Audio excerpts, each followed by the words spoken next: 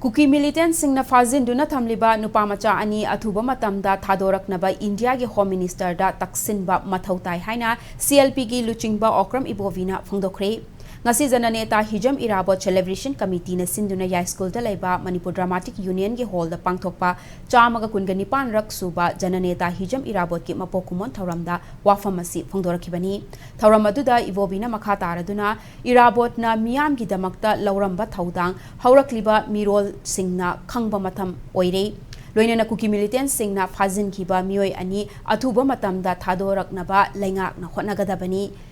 Meitei amasung kuki ki tainaba mafam singda Central Force sing thamduna akanba chection thaurang kaya laukhatle hairabasu chection thaurang laukhattabagi mamidi adum tari hauzik fawwa lengaki maikaidagi kuki na fakhiba nupamacha ani gi matangda wafam amata phongdoktaba asi laibak thibani nakalama romda ngasigi thauram aduda jananeta hijam irabot ki photo da laikatuna ikai khumnabasu utki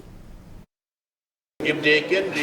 rescue one, why not the other? So in short, I suggested yesterday to Honorable CM, besides our state force trying how to rescue remaining two youths, my suggestion would be let us give maximum pressure to the center, particularly to the Home Ministry, so that they will definitely listen. If they give maximum pressure to these Kuki militants, no,